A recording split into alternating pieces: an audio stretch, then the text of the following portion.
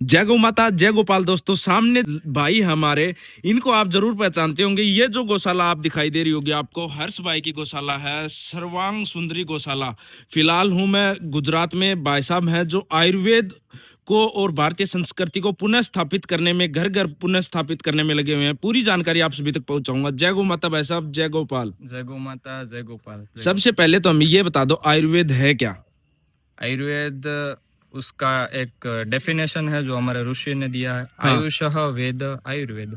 अच्छा। जो आयु लाइफ का साइंस है, वेद म्हणजे साइंस शास्त्र, वही आयुर्वेद है। आयुर्वेद सिर्फ फांकी और चूर्णा नहीं है, ये आपको पूरी जीवन शैली कैसे जीनी है। अच्छा। सुबह कितने बजे उठना, दातुन करना, तो दातुन कौन से औषधियों या वृक्षों का करना। अभी तक हमने सिर्फ नीम का दातुन किया है। हाँ। लेकिन पूरी दुनिया को पता चलना चाहिए कि जो आरगवत नहीं, आरगवत के पत्ते हम स्किन डिजीज में यूज करते हैं, लेकिन जो एक कांटे वाला वृक्ष आता है जिसका नाम है अपामार्ग, अच्छा। एस्पेरेगस रेसिमोस उसका साइंटिफिक नेम है।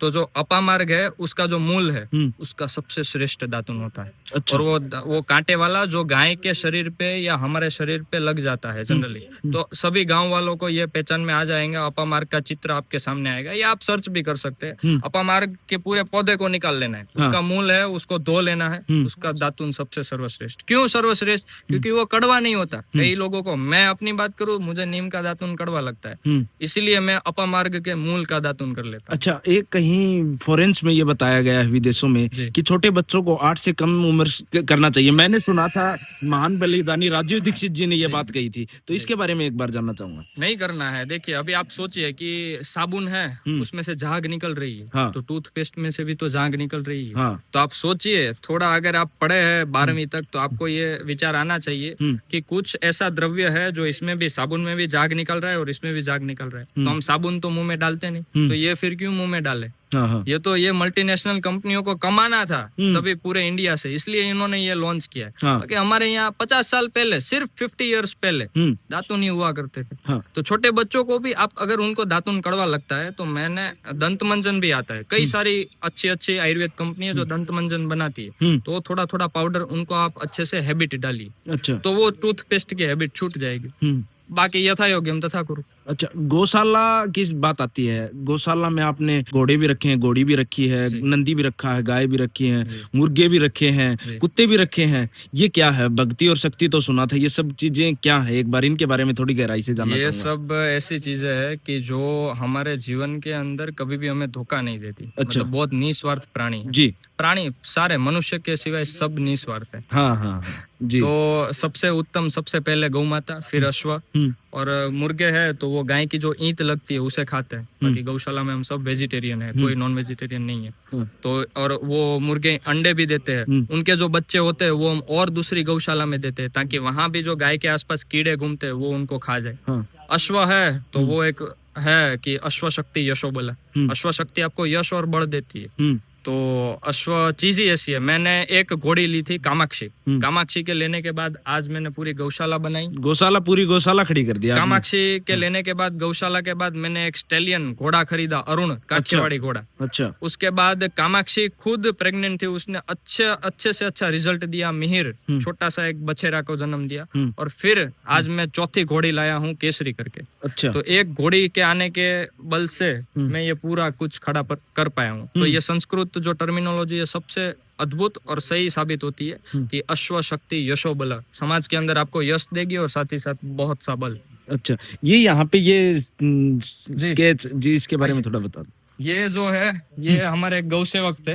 उन्होंने शिवाजी महाराज को ड्रॉ करने का एक प्रयास किया है। हाँ। ताकि जैसे ही आप गौशाला के अंदर एंटर हो तो एक अनंत ऊर्जा के साथ आप अंदर आए, एक स्वराज का जो विचार है वो विचार आप लेके गौशाला के अंदर आए, और आप जो बाहर कोई भी नेगेटिव विचार या गाली गलौज करते हैं पूरे दिन, उसको आप बाहर छोड़ के स्वराज का एक विचार लेके अंदर आए। अच्छा, कहीं ये माहौल नहीं बनता आपकी उम्र में, ये इतने विचार आ जाते हैं? छोटी युवा पीढ़ी होती है, मनोरंजन के अलग साधन है, ये कर लो वो कर लो, यार कहाँ इस आयुर्वेद के चक्कर में पड़े, आ जाओ मजे करें। उसका मैं बहुत ही सटीक जवाब है। हाँ। मैंने फ्रेशर पार्टी की, पहले ईयर में फ्रेशर पार्टी होती है, अपने जो सीनियर होते हैं वो हमें फ्रेशर पार्टी देते हैं। घूमे बहुत अच्छे से, सिटी हमने घूमा है, बहुत अच्छी कंपनियों के कपड़े पहने हैं, बहुत अच्छे शूज पहने हैं, भी घूमा हूँ। तो वहाँ सब मुझे आनंद मिलता था, उतना नहीं जब से मैं गाय के कनेक्शन में आया हूँ। अच्छा, तो अब जहाँ आनंद ज्यादा मिलता है, जहाँ खुशी ज्यादा मिलती है, तो हम वहीं रहेंगे। अगर कोई युवा आज गाय के संपर्क में नहीं आया है तो उसे लड़की के साथ घूमना ही आनंद लगेगा, या उसे मूवी देखना, या शहर में चक्कर लगाना, या गल्ले पे नहीं आनंद लगेगा। एक बार गाय के टच में आओ, महीने 1.5 महीने आके देखो, फिर वो छूट नहीं गया तो बताना। और यही मेरी स्थिति है। मैं 12 घंटे पबजी खेलता था। अच्छा, 11वीं में। अच्छा, तो 12 घंटे पबजी से आज 12 घंटे गौ सेवा। ये कैसे बदला माहौल? ये बस क्या पता, मैं गायों के साथ 1-2 बार गया तो मुझे अच्छा लगा कि नहीं यार, ये जीव यार अलग ही जीव है। हम खिलाते हैं तो दूध देती है, नहीं खिलाते हैं फिर भी दूध देती है, और फिर भी गौमूत्र देती है, फिर भी गोमय देती है। दूध हमारे शरीर को शुद्ध करता है, गौमूत्र और गोमय जमीन को शुद्ध करते हैं। तो ये तो भाई अद्भुत जीव भगवान ने बनाया है। ये भगवान ने बनाया नहीं, यही साक्षात भगवान लगता है, क्योंकि यही तो सृष्टि को चला रही है। ये जब से नॉलेज आया तो पबजी तो छूट ही गई। आज पूरी गौशाला। अच्छा, एक बात और खुले देना चाहूंगा, ये यहाँ पे गोबर का लेव किया है। हाँ, ये कि इसका रीजन साइंटिफिक आयुर्वेद के हिसाब से? साइंटिफिक आयुर्वेदिक रीजन एक साथ ही रीजन है कि आज से 60 साल पहले मेरे दादा के घर में ये लिपण हुआ करता था। अच्छा, उन्होंने बोला, मैंने कर दिया। फिर बाद में पता चला कि 2 फायदे हैं। एक खर्चा बचता है, अच्छा, कलर इतना महंगा आता है, ये एकदम सस्ते में हो जाता है। हाँ। उसी में अगर हम फायदा गिनने जाए तो कलर वाली कंपनियां बहुत कमाती है, लेकिन जो मजदूर होते हैं, जो ये लिपण करते हैं, वो नहीं कमाते। तो उनको भी हमने एक मौका दिया। तो सोशल वर्क हुआ, आर्थिक रूप से हमारा पैसा बचा, सोशल वर्क भी हुआ, और साथ ही साथ हमारी ऊर्जा, क्योंकि गोमय के अंदर हमारे ऋषियों ने लक्ष्मी का वास बोला है। अच्छा। और गौमूत्र के अंदर धनवंतरी का वास बोला है। तो हमने गोमय, गौमूत्र और माटी तीनों को मिक्स करके लिपण किया है। अच्छा। तो अगर मैं यहाँ टच करता हूँ तो आपको समझना है कि मैंने लक्ष्मी के पैर छुए, क्योंकि इस गोमय में वास लक्ष्मी जी का है। जी जी। गौमूत्र इसी में है तो धनवंतरी, जो आरोग्य के देवता है। तो अब जब स्वयं लक्ष्मी और धनवंतरी, एक बाजू धन और एक बाजू आयुर्वेद और आरोग्य दोनों मेरे साथ है, तो कैसे बन पाएगा कि मैं अपने शरीर के अंदर रोग ला सकूं। अच्छा। मैं हर क्षण हर समय निरोगी ही रहूंगा। अच्छा। तो जितने, अगर आप फ्लैट में रह रहे हो और आपके 2 BHK 3 BHK का फ्लैट है, तो एक रूम आपको गोबर और गौमूत्र से लिपण कर देना चाहिए। अच्छा, एक बात और, जैसे अभी आप नंगे पैर खड़े हो, जब से मैं आया हूँ तब से देख रहा हूँ नंगे पैर। लोग अपने बच्चों को भी नहीं रहने देते कि नहीं नंगे पैर नहीं रहना यार, पैर खराब हो जाएंगे, पैर फट जाएंगे और कुछ। जी, तो आप चल के देखिए, मैं यही बोलता हूँ। देखिए, आप हमेशा नंगे पैर रहते हो लगभग? कई बार अगर जंगल में जाना होता है, जहाँ पे कांटे वगैरह होते हैं, तो चप्पल पहनते हैं, बाकी नंगे पैर। गाय आपको लगता है कि क्या है यार, ये चिपका रहता है, आप एक बार गाय के पास जाके देखो, आप छोड़ दोगे शहर की शान और शौकत। हाँ। एक बार आप नंगे पांव रोड पे चल के देखो, आप छोड़ दोगे चप्पल वगैरह। हाँ। तो यही है, आप एक बार ट्राई करो। अगर ट्राई नहीं करना है तो एक काम करो, 30-40 साल की उम्र अभी बची है, वो जी के फिर विदाई ले लो पृथ्वी से। हाँ। लेकिन जब तक हो, एक बार ट्राई तो आनंद लो। किताब कौन सी, बुक कौन सी पढ़ते हो? ग्रंथों की बात करूँ क्या? जी, अष्टांग हृदय सभी को अपने घर में रखनी है। अमेज़न पे आपको मिल जाएगी।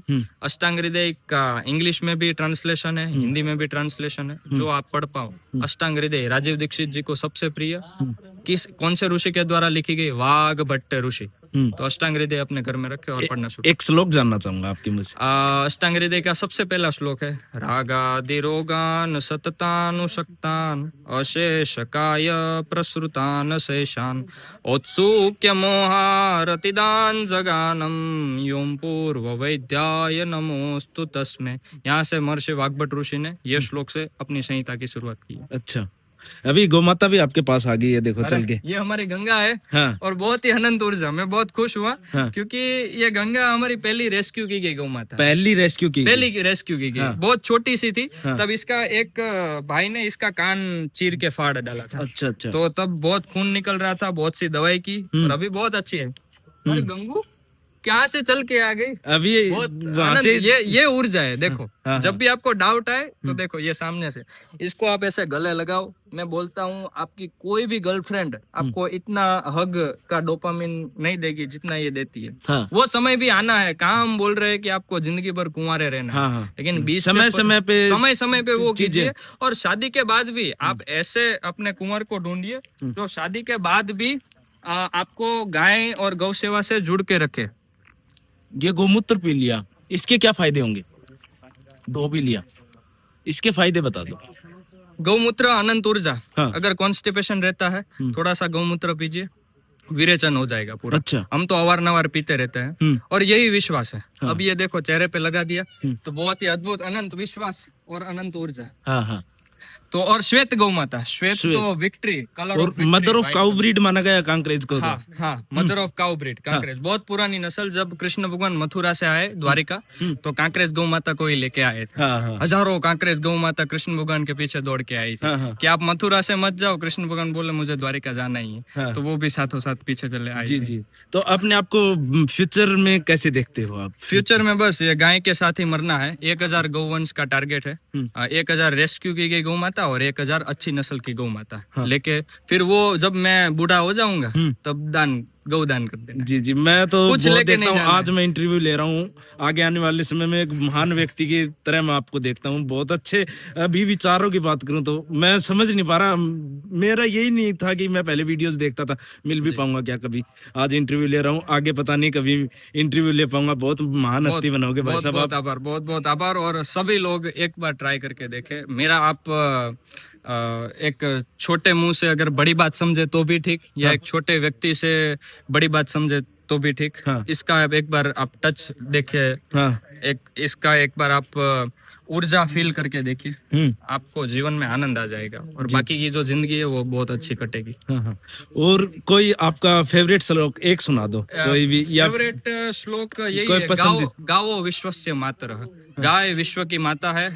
गाय आखा जगतनी माँ है। Cow is the mother of whole world. गावो विश्वस्य मातरः। प्रूव करने की आवश्यकता नहीं है। जो प्रूव करने में लगे हैं वो उनकी जिंदगी यूं ही निकल जाएगी।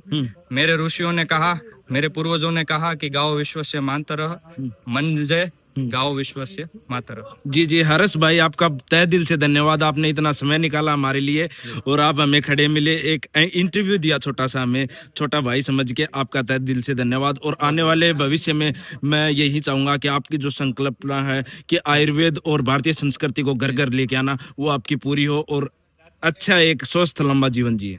अवश्य जी। जय गौ माता, जय आयुर्वेद, जय भारत। जय भारत।